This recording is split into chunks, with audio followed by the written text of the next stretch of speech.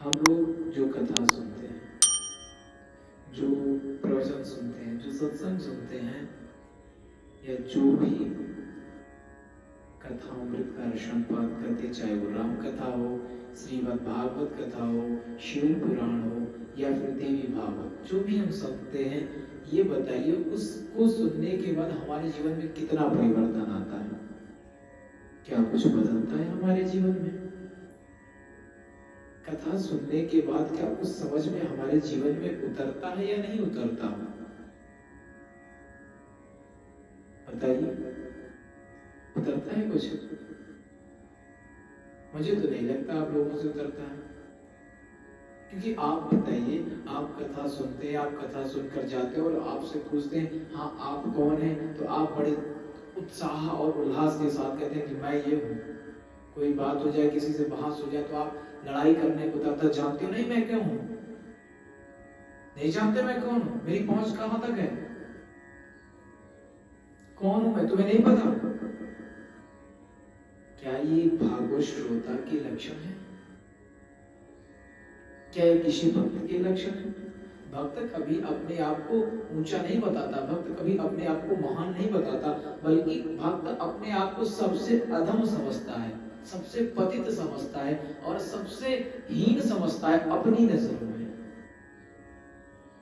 कभी अपने को महान नहीं बताता, कभी अपने को प्रभुत्व नहीं बताता। वो तो क्या कहता है, मैं केवल और केवल राधा माधव का दास हूं। जैसे सूरदास जी महाराज हुए, तो जब तक सूरदास जी महाराज को वल्लभाचार्य जी नहीं मिले थे, तब तक वो आत्मग्लानि के भजन गाते थे। लेकिन जब वल्लभाचार्य जी मिले और जब वल्लभाचार्य जी से वो दीक्षित हुए, तो प्रभु के गुण गाने लगे। अच्छा ये बताइए कि आप में से हनुमान जी को कौन कौन जानता है?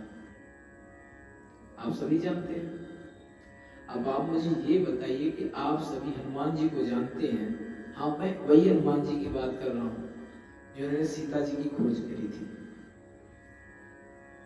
अब मुझे ये बताइए, क्या उन हनुमान जी से ज्यादा बाहुबल आपके पास है? क्या उनसे आपके पास उनसे अधिक शक्ति है? अरे बल बुद्धि विद्या जो तीनों के दाता हैं और अष्ट सिद्धि नवनिधि के दाता ऐसे श्री हनुमान जी महाराज हैं। और वो क्या कहते हैं पता है?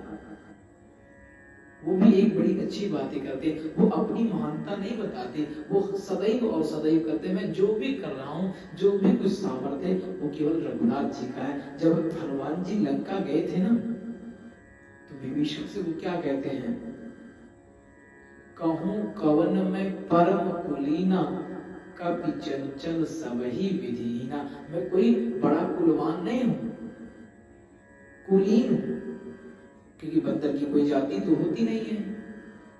हाँ कि होती है?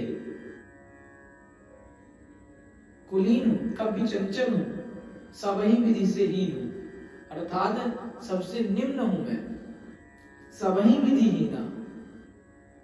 और उसके बाद क्या कहते हैं कि इतना भी नहीं, ये भी इसके बावजूद हमारी क्या है, प्रार्थ ले जो नाम हमारा, तेहि दिन ताहि मिलै ना आहारा।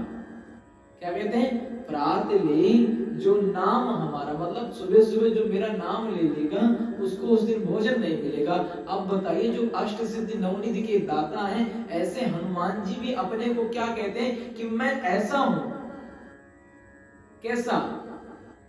कि कपि चंचल सबही विधिहीना, मैं सब विधिहीन हूं, लेकिन फिर भी जब मैं राघवेंद्र सरकार से जुड़ा, श्री राम प्रभु से जुड़ा, तो आज मैं इस दास, इस जो असमय अधम सखा सुनो, मोह पर रघुबीर कीन कृपा सुमिर गुण भरे विलोचन नीर। उन्होंने कृपा करी तो मैं इस लायक हुआ हूं।